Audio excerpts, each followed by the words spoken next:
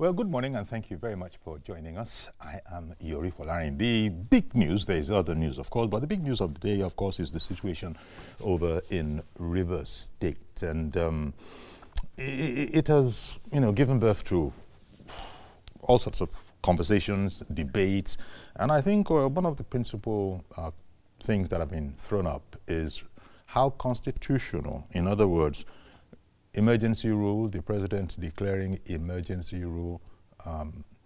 Want to look at the constitutionality of emergency rule. Yes, it is provided for, but there are other aspects that commentators and citizens alike have been querying. How constitutional is it to suspend the governor in Rivers State, also all the members of the House of Assembly, and apart from the governor, also his deputy. So people have been worrying, or shall we say, discussing the constitutionality or otherwise. Well, we'll hear from you this morning. There might be lawyers among you. There might be people who are thoroughly familiar with the Constitution, even if they aren't lawyers. And so probably they also have picks and opinions on this. Today we want to hear it all. So we'll start off. Here's a background kind of report to the story that we're all grappling with. When a state of emergency is declared, all eyes turn to security agencies. The police, military, and civil defense have a huge responsibility not just to enforce the law, but to keep the peace and reassure citizens.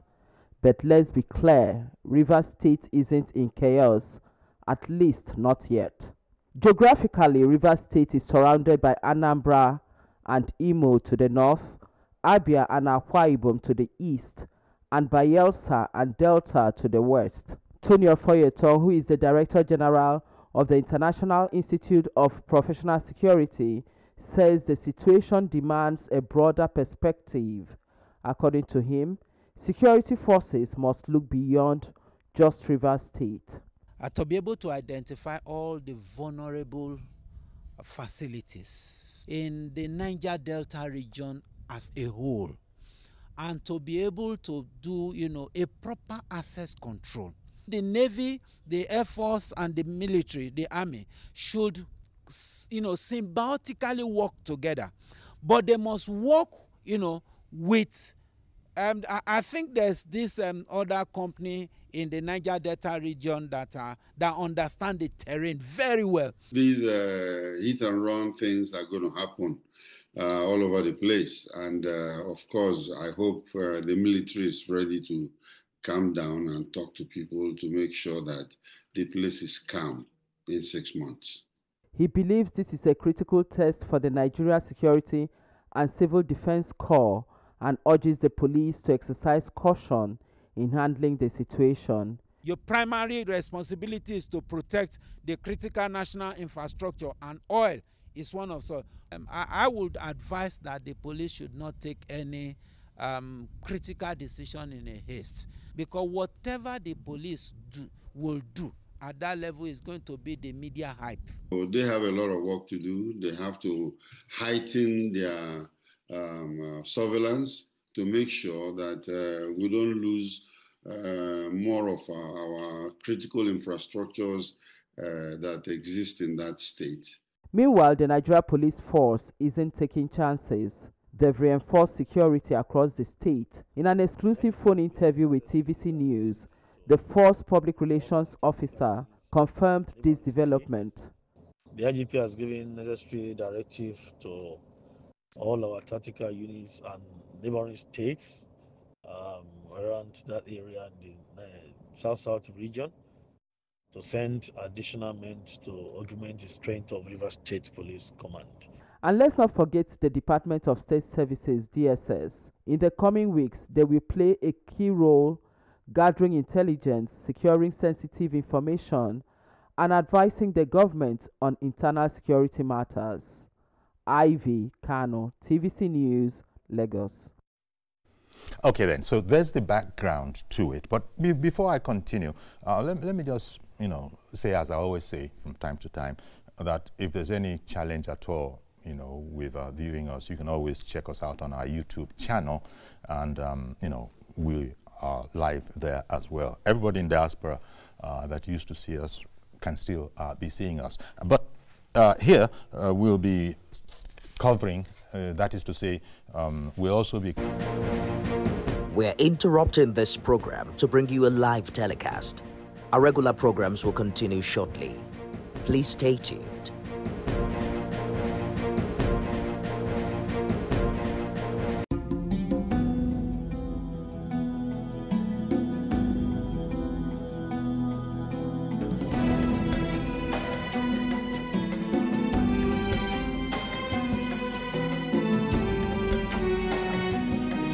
We, you, the people, say constitutionality of emergency rule. I hear that already we have Reverend Dominic on the line. Good morning, Reverend Dominic. Good morning, Yori. Yeah. Good morning, TVC. Yori, since this emergency was announced a few days ago, I have read the Constitution, that 05, Section 11, over 7 times. But Yori, I want to comment this morning as a Nigerian and as a patriot. Okay. Yori, people who are saying that if you put emergency rule, you're not supposed to move the elected officials. And they were referring to Borno, Adamawa, and Yobe. Yori, these times are different if you have ordinary understanding of what we're facing in Nigeria. In Borno, in Yobe, in Adamawa, the problem then was militants fighting against the state of a nation and the fighting against the state government or the elected officials. The problem was not the governors and members of state assembly. I thought to myself, and I guess somebody will hear me this morning, because this up, forth, and back doesn't make sense anyway. I thought to myself, if Mr. President has announced emergency rule in River State and leave Fubara, his company, and leave the state assembly to keep dancing this naked, what is the meaning of emergency? Because these actors were the problem. The best way is to remove the actors and bring sanity. And this is my, sincere opinion. What the Constitution says or what it does not say does not matter here. The president has the right, the power to maintain law and order. If you leave Fubara, if you leave state assembly members and they are all their supporters and put a state of emergency, what does that mean? Do you want them to continue dancing naked and causing trouble? So to me, Mr. President is right, from my own stand, to remove the actors. It's just like cancer. You have to cut off the cells that is decayed so you can get a fresh blood that will heal the wound. The cancer here is the cancer here is the members of state assembly. So to me, Mr. President is not that, because this is extraordinary time. That is extraordinary measure. That's my own contribution, Chief Yori. Thank you very much, Reverend Dominic, for calling in. Of course, all of us will, recall the president's speech, and since then, there have been contributions by the Attorney General has spoken to sort of clarify what the issue is, and there are those who are saying that the action is despotic, and I think the Nigeria Labour Congress has also commented on the matter and has said that it just can't see the sense in all of this. Okay, so everybody is having their say. It was pointed out along the line that, look, the suspensions do not necessarily mean sacking. It's a 6-month suspension, according to how we've been explained to, for everybody to cool down. Everybody to cool down, and let's look at how we can resolve this. There's been there are those who have even interpreted it along the lines of, it's a lifeline for the River State governor and other people concerned, because it's possible that within the first 6 months, well, it was for 6 months, but if it isn't extended, it will be for 6 months. But within that 6 months, and if necessary beyond that, there are going to be chances for people to do a rapprochement, and it's possible for this to be mended. So yesterday, Dr. Tony Ofoyetan was here. He's a legal practitioner in addition to being a security pro. He was saying that was his take on the matter, that one way of looking at it is that Sim Fubara governor has been given a new, a fresh lease of life. Now, it's been explained the president is not going to sit by and watch things totally fall apart. For those who are saying it was precipitate, so when the Attorney General was asking, when he was briefing, when would people, such critics, have thought that it was in order? As he himself answered his own rhetorical question, now is the time to act to prevent much greater damage looking down the road. But Mr. George, good morning and thank you for calling in too. Yori. Yes. Uncle Yori. Good morning, sir. Yes, some of the comments you are hearing from different groups, I do not see them coming from the perspective of sincerity of purpose. Okay. This crisis has been on in Rivers State now for close to 2 years.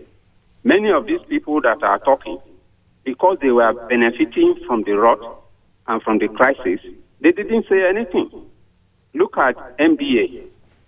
NBA has never said anything on this crisis, but 2 hours after the pronouncement, they came out with their president came out with a statement that it is illegal. They think that some of us are fools, or they think that they are talking to children when they are making pronouncements. Some lawyers have relocated from Lagos to Port Harcourt because of the money they are making from the governor, misleading the governor, not allowing him to do the right thing because of the money they will make from him. NBA did not see anything wrong in what those lawyers were doing. What is emergency? State of emergency is because it becomes necessary when there is no governance or there is a deficit in governance. And there is obviously a deficit in governance. Illegality upon illegality is thriving in that state. Even the Supreme Court judgment confirmed it, that there is no governance in that state. And then the president, it came to a point that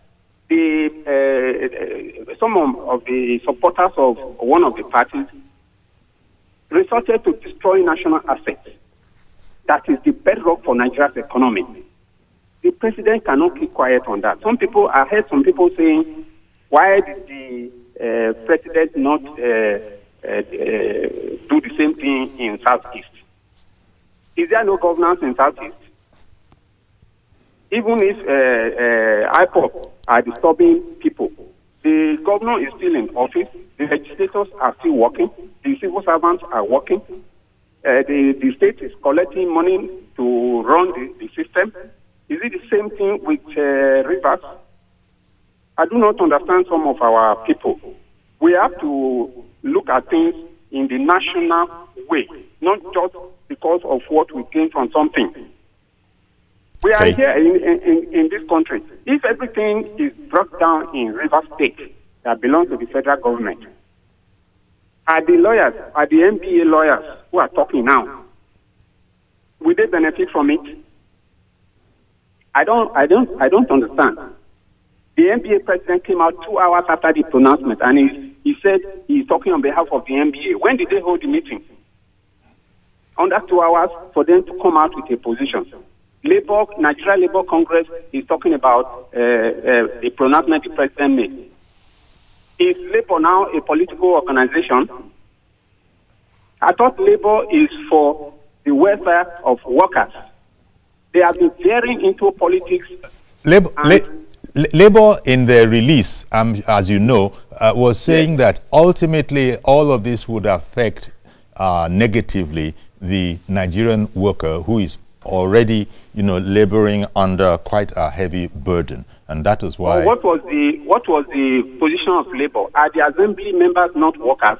For almost 2 years, the salaries and allowances of the assembly members had been seized and confiscated by the governor. Why didn't the Labour defend them? Are they not workers? They know what they are doing. Okay. And then the elders, the pandef,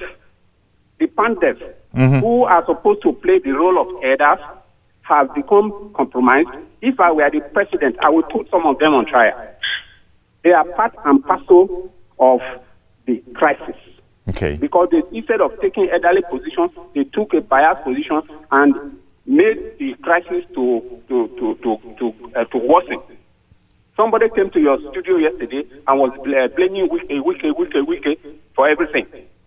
Was it Wike that asked the governor to bring down the assembly building? Was it Wike that told the governor to take 3 members and present 1 trillion naira budget to them? And he's working on that. Was it Wike who asked the governor to seize the salaries and allowances of legislators?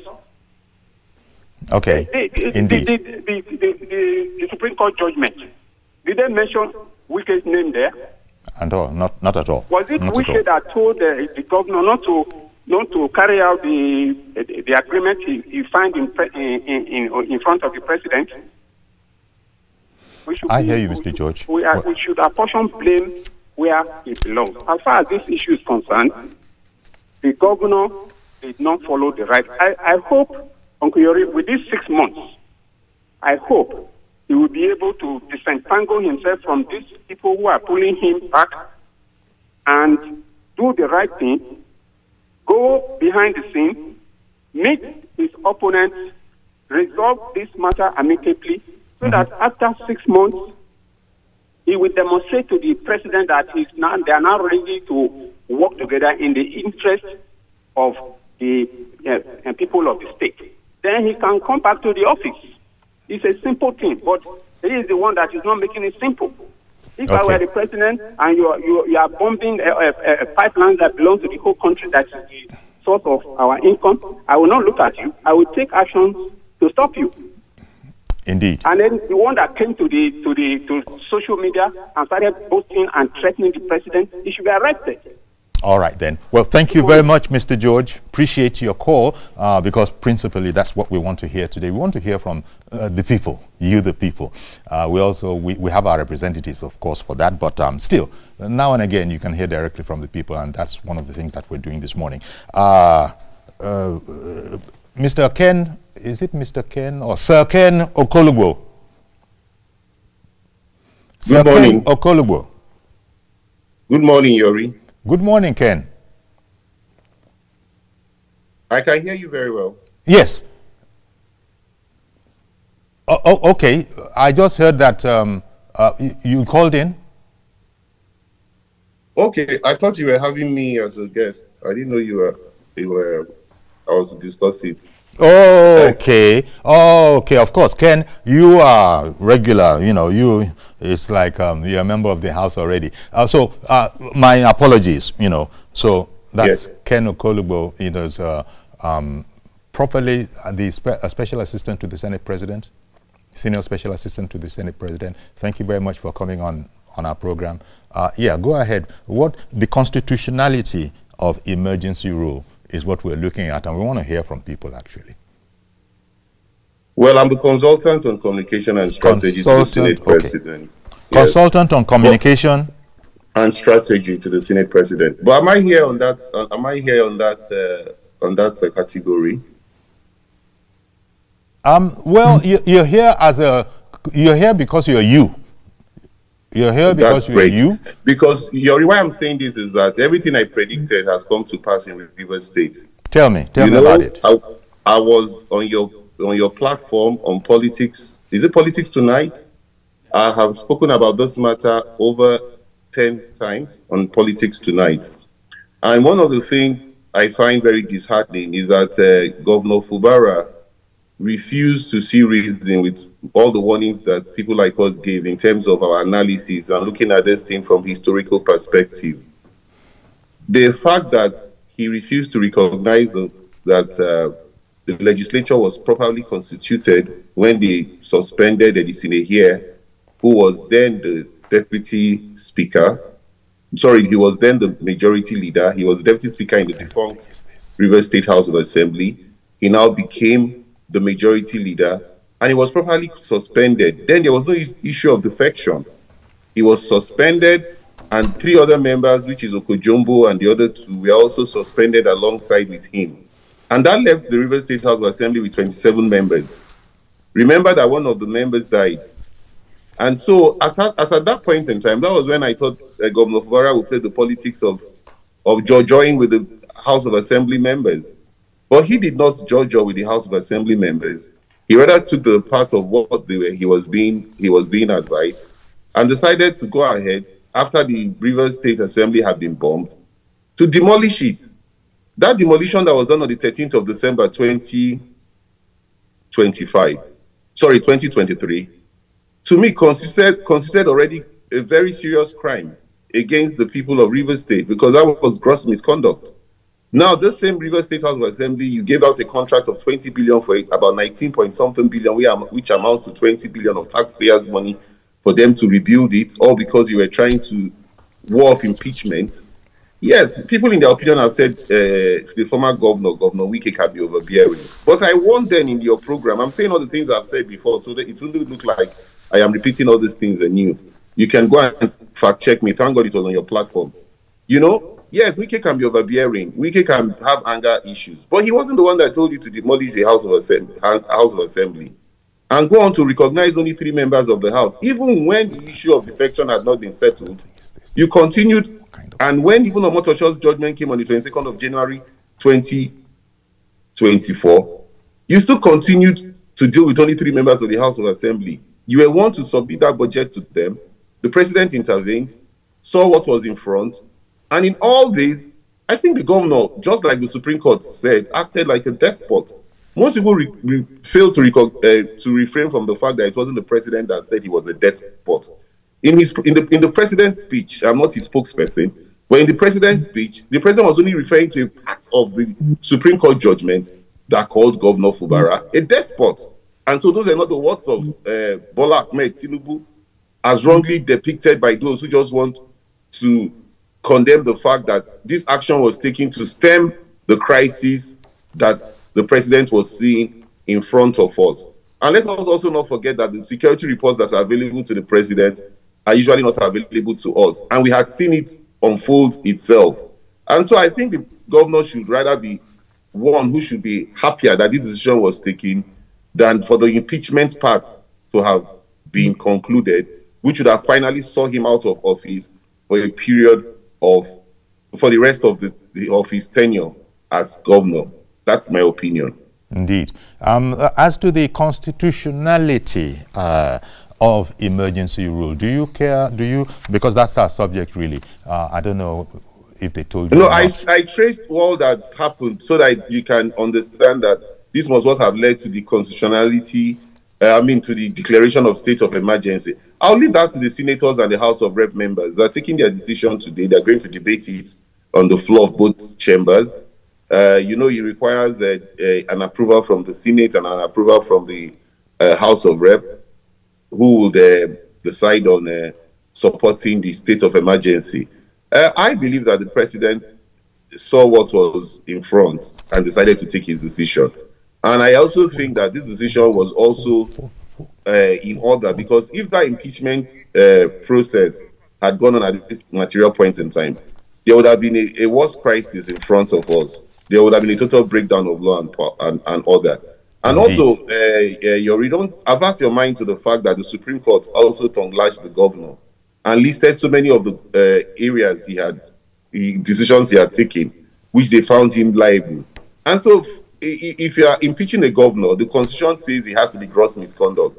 What can be worse than the fact that the Supreme Court has found you liable to have actually committed gross misconduct? It makes the impeachment process easier. So the best thing the governor should have done at that point in time was to humble himself, set an agenda for him to actually judge with the House of Assembly members who have been alienated, who have been, their salaries and their allowances have been withheld, to play the politics with them and actually allow the budget of 2025 to pass and placate them for 2024 budget, which when he started spending from June 2024, he already found himself to be in breach of the Constitution. One of the areas I disagreed with my late father, Papa Clark, of blessed memory now, was in the issue of Rivers State. I always agreed with him on every issue, but on the issue of Rivers State, I always took another position because I actually thought that what was going to happen now will eventually come to happen. And so the governor would sit down within these 6 months, reflect on it rather than maybe going to court or fighting it, or reflect on all those actions he has taken. So by the time he comes back to power in September, he would have had enough time to actually get the House of Assembly buying and amend all these mistakes he has made, which the Supreme Court has clearly spelled out. Indeed. As you know, the governor, I don't know how it was interpreted. There seemed to be a rapprochement from him. He actually indicated to the House of Assembly that, yep, he was going to come in response to, you know, what the invitation they had put out, and but they didn't let him in. So you could see that this whole thing, a lot of damage had been done in terms of the relationship between the governor and the other officials in the state, and so it couldn't happen. I don't know, for instance, if I've heard members of the assembly, especially the speaker of the assembly, saying that he's in total support of the president for this particular action. You know, if he had been able to, you know, meet with them as he had intended to, I don't know if this might not have happened. Who can say? This is in the area of conjecture. No, but I think what the governor should have done, if I were in his position, having seen what the Supreme Court has said, he first of all said he wanted to wait to study the CTC of the Supreme Court judgment. That was the first mistake he made. He had his lawyers copy, right? No, he had his lawyers in court. Yes. His lawyers would have told him the details of what the judgment was. And he has an attorney general who would have also briefed him of the implications of what the Supreme Court judgment would mean. For the Supreme Court to call you a despot, for the Court of Appeal to say you carried on like you were a law to yourself, that this was executive, legislative recklessness. You understand? If the two courts of the country, the appeal court and the Supreme Court, can use such words for you, you should, at that point in time, ask yourself, can all these people be said to be products of the opposition or the enemies, as he refers to those who criticize him? This cannot be. The highest court of the land has ruled. I will then play the politics with the members of the House of Assembly. It is not right to write them later to say they should come, or him waiting for them to write him. He would reach out to Amewule. He would ask to see Amewule in his private home. He will go there, sit with Amewule. Amewule will not close the door of his house. Sit down with Amewule. At this point, my brother, yes, mistakes have been done. You are the Speaker of the House. We have to move this state forward. If I have offended you, find a place in your heart to forgive me. That is what humility is all about, because the Supreme Court has ruled against you. Can you call your members? Let us meet outside the legislative chambers. And then we can agree on certain terms. Then before he can now write a letter officially to say he's coming to present the budget, how do you write to people who have been offended for over a year, who you haven't paid their allowances and their emoluments, and you expect that there won't be friction? You must play the politics. Even if you say Fubara is not a politician, but he also has people who have played politics advising him. You stoop to conquer. That is what he said. Indeed. I don't know what you think of, well, as to the constitutionality of this whole matter, that is in the hands of the National Assembly. Why I refrain to speak about the constitutionality of this whole matter is that the president has already made his proclamation. The National Assembly, if they back it up today, will definitely now give it the legal backing that it is needed. So let us allow the National Assembly to debate the constitutionality of the matter. Exactly. They are the ones to actually look at the pros and the cons and look at the position of the president. If indeed he had the power to declare the state of emergency at the particular point in time he declared it, and if indeed, if he had the powers, then they will support it. Okay. If they think he did not have the powers, then they will not support it. Exactly. So, and as they are in session, that should be done today, between today and tomorrow, I imagine. Yes, that was why I was very reluctant to accept this invitation, because I'll soon be on my way to the National Assembly. Okay. Well, thank you for accepting. Ola in Abuja, good morning to you, sir. Good morning, Uncle Yori. Good morning, sir. Thank you for calling in. Thank you, sir. What I just wanted to add is You know, I'm a pastor, and the book of John, I think, chapter 13, verse 7, Jesus was telling one of his disciples when he brought water to wash their feet. When he got to Simon Peter said, no, you can't wash my feet. But Jesus said to him, what I am doing now, you may not realize, but later you will understand. Now, the point I'm making, the step that the president has taken may not be clear to a lot of people now, but later on, they would understand why the president took action that he took. Yes. What we need to do now is to try and travel into the mind of the president. That he did it. Because it was...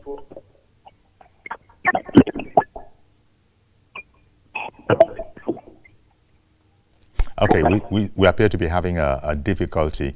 I was, Ola, while thanking you for calling in, you were fine until about 15 seconds ago when, it got all chipmunky in terms of the way we're hearing you. We couldn't discern a word that you were speaking about. So what we'll do, Ken Okolubo, just to say that we'll take a quick break. We'll be right back. Indeed, do keep the calls coming in. We want to look at the constitutionality of emergency rule. That's the subject matter today. We'll be right back. Don't go anywhere, please.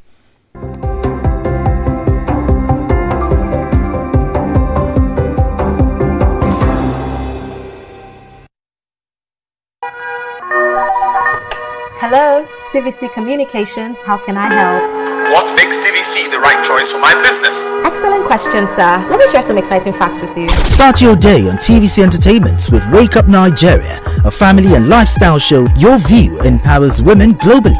It's your view, let it count. Entertainment Splash delivers the hottest celebrity trends. On TVC News, we keep you informed with breaking news and in-depth analysis of events shaping the world. I will continue to speak the truth. TVC News at 7 and TVC News at 10 p.m. delivers the most important stories of the day.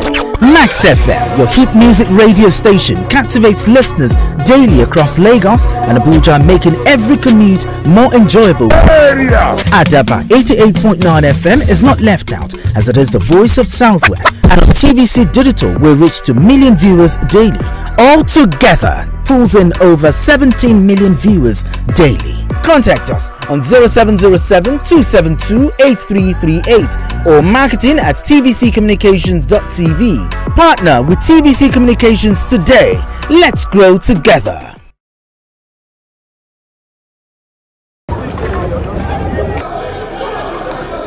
Every second, every minute, every hour, and every day, time doesn't just tick away. It counts down to political decisions that shape our world. This country must move. Imagine the impact these decisions have on our lives. Some are consequential, others may leave us intrigued or baffled. You will have no better friend and partner than Nigeria. Step in and feel the frenzy like never before. Join me every weekday for an hour of fact-finding interviews for questions cut to the core. How would you say your administration has fared in these sectors? I will dig in to get to the heart of issues, from local politics to global insight. Join me as I unearth the power plays, jaw-dropping revelations, and the unfiltered truth. This isn't just politics, it's unraveling the stories that matter. Brace yourself for Politics Tonight every weekday at 8 p.m, where every decision echoes along the corridors of our lives. Politics Tonight, only on TVC News.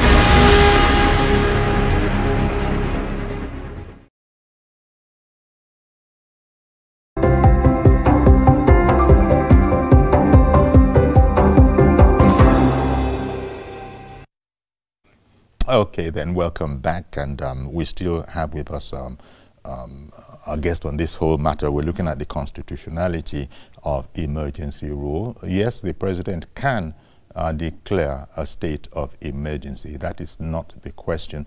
But what the Senate is looking at today, in fact, our guest, Ken Okolubo, he has, he's a consultant to the Senate president on these matters. It's one of the reasons he said he was a bit reluctant to come, and I can understand that. So thank you again, Kem. But now that you are here, to put it in perspective, is somebody trying to say something?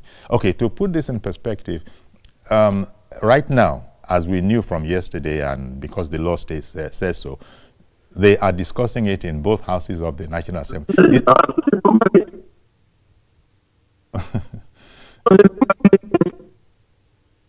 I do believe somebody is trying to say something.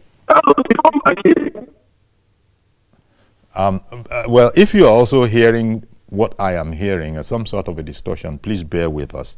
But Ken, if you can hear me, could you just go over the playing out of the regulation, the law, that the National Assembly, when they're not on recess, must meet on this and come up with an answer one way or the other within the next 48 hours? Because it is the National Assembly that really shall be looking at the situation of whether or not this is constitutional.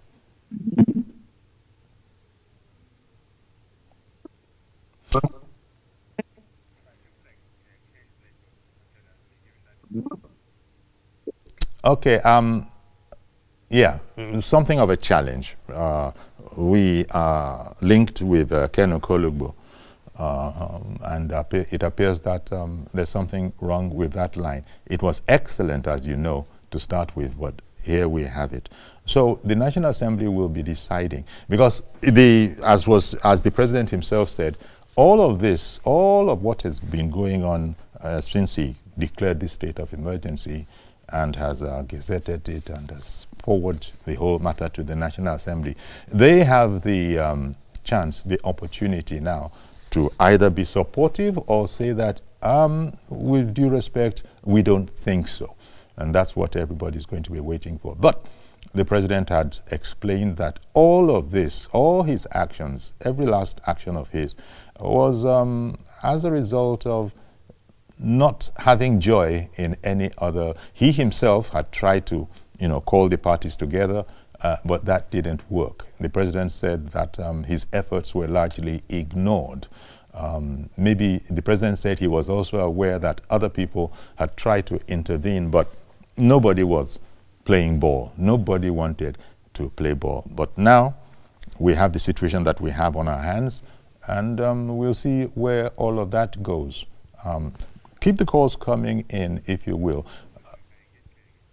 Let me see if Ken's line has cleared up. Ken, can you hear me now?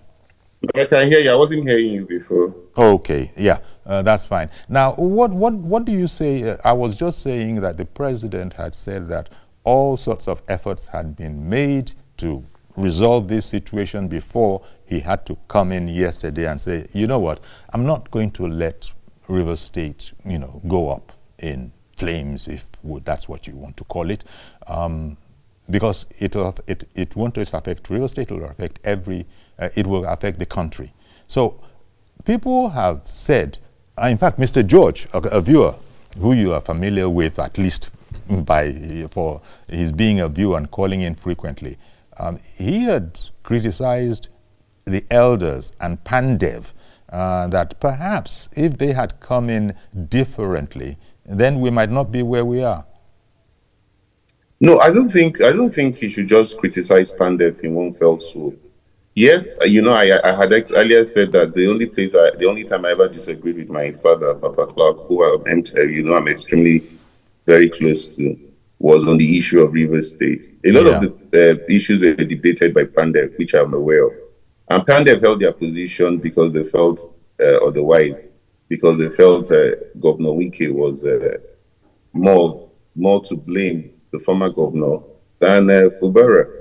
But some of us held our contrary views, like I have expressed over and over again, right from when this crisis took place, both on this platform and on Arise Television, that the governor had more of the blame, because I looked at these things from a different perspective.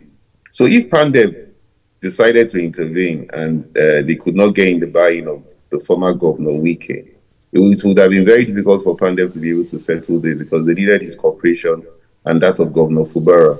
But you see, where a lot of the blame also go to some of the elders that were advising Governor Fubara. They were advising Governor Fubara because they had a score to settle with Governor Wike, not somebody like Papa Clark, who had no score to settle. Some of them, because they looked at it that Governor Wike did not give them an opportunity as at then to vie for the governorship of the state, felt it was time to take a pound of flesh. And they were the ones that actually led Governor Fubara to the situation he has found himself. Because if somebody has helped me, I beg your pardon, can I just, sorry, Ken, can I just interrupt you for a moment? Because Tunde in Ojota has been waiting, and I didn't... it's all right. Okay. Good morning, Tunde in Ojota. Yeah, good morning, Mr. Yori. Good morning, sir. Thank you for calling in. Yeah, thank you very much. Thanks to Mr. Ken for the enlightenment he has even contributed to the issue at hand. For my own position is that we Nigerians, we are easily likely to always criticize. We usually take sides. In the issue of River State, I particularly put him on the governor because he is the governor of the state. You will see various people giving you advice, but at the end of the day, you must still try and put your own mind and weigh in the true advice from the outside and from his own opinion before it takes steps. How can somebody demolish a property built by taxpayers' money? A property built by taxpayers' money, and you want to go scot-free with that? It's uncalled for. We easily forget things. It's not easy for somebody to pay tax and saying his tax money being wasteful. And the River State people are not even looking at that. They are talking about Mr. Wike. And again, Mr. Fubara ate and dined with Wike. No, everybody, even we that are talking now, we never knew what was going on behind the closed door. He was taken with the devil.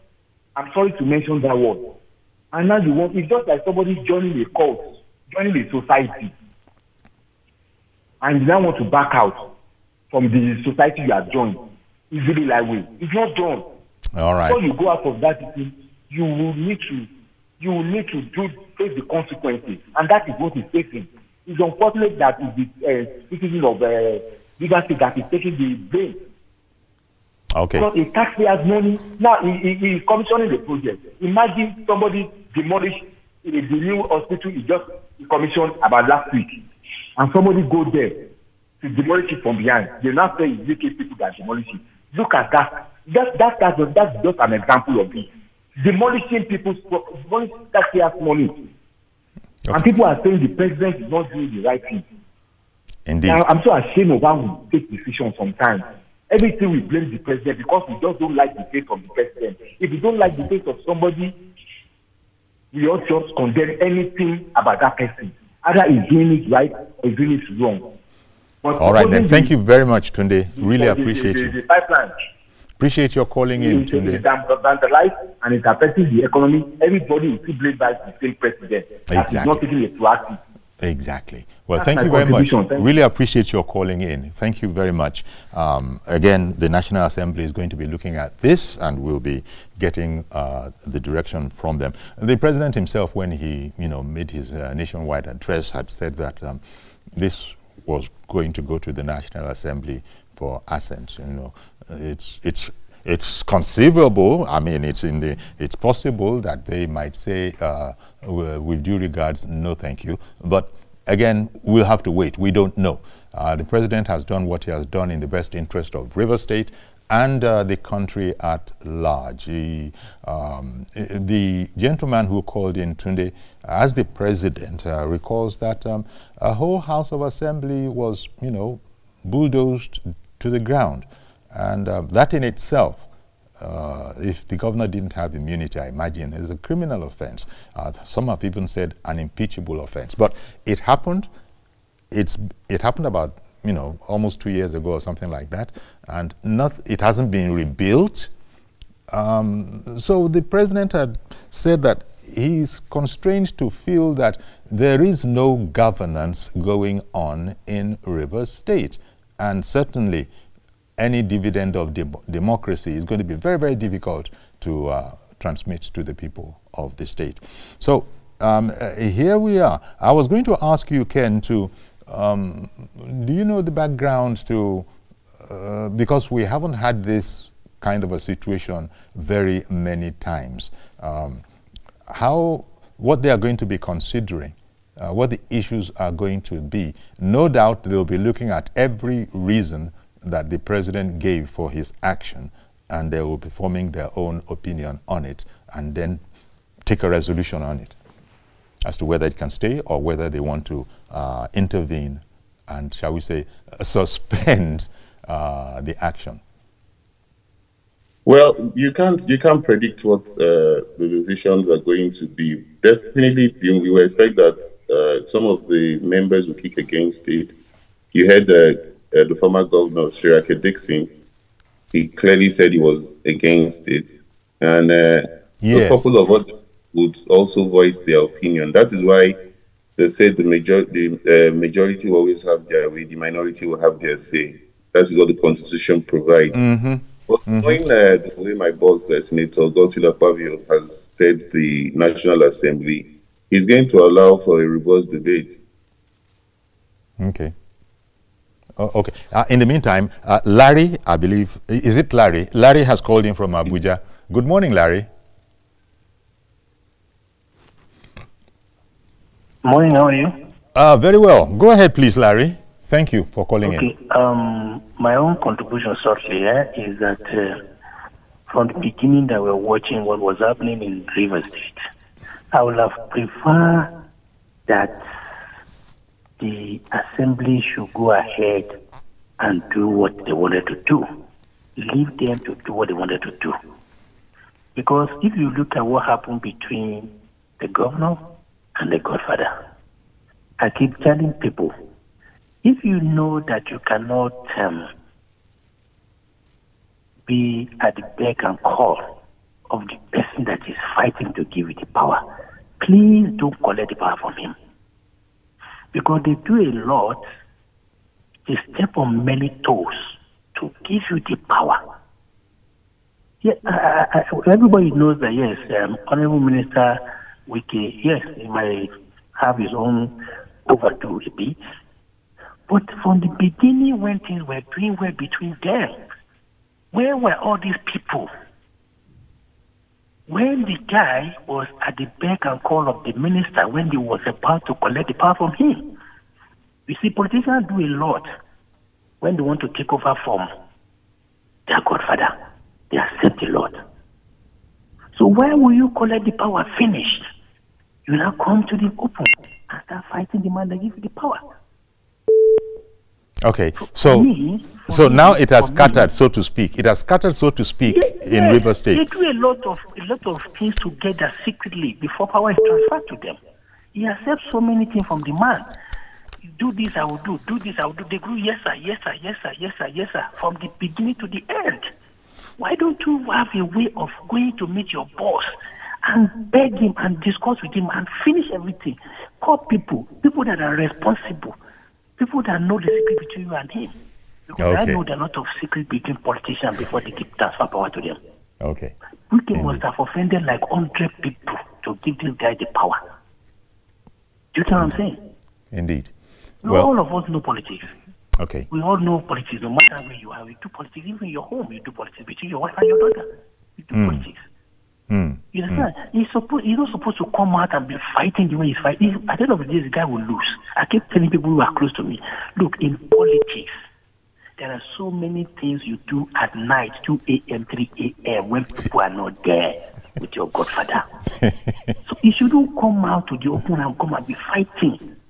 You don't fight to get the power from him. You did not fight. It's the Nigerian way or the political way. That is how it is in politics globally, is what you're saying, right?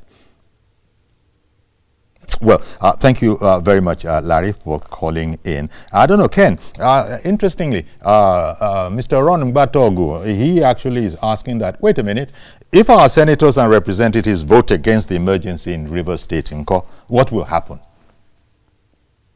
If they vote against it, it will not. It will cease. That's what the Constitution says. That's all. That's really all. So I mean, but I imagine that there would have been, far-reaching consultations. And besides, even if the president, I don't know how many people he consulted, but he would have consulted far and wide. My guest yesterday was saying that, the president has met with military people, law enforcement, consulted widely before making that announcement. So it must have been sounding things out. And the president's most important concern was that there is no governance going on. The Supreme Court had determined that it can't be said that there is a government in there. So to Mr. Mbatogo's question of what will happen if our senators and representatives vote against the emergency in Rivers State, it's more than a simple question, the way he has put it. It's straightforward because it stands to reason that if they vote against it, then that's the end of that. But do I discern some element of doubt and perhaps even hope that what if these people were to throw it, that is the legislators were to throw a spanner in the works and say, you know what, we don't agree? Well, that is a hypothetical question. The floor, I'm sure as we are speaking now, the senators will be in the Senate chambers, the House of Rep members will be in the House chambers. So let Nigerians watch and see how the decision is taken. But if I feel this way, and if I went back to the trajectory of how I have spoken about the issues in Rivers State, I'm not from Rivers State, as you know, I'm from Delta State. And if I feel the pulse of most of your callers, then you can tell that Fubara has been advised wrongly. And it's not a case of being emotional.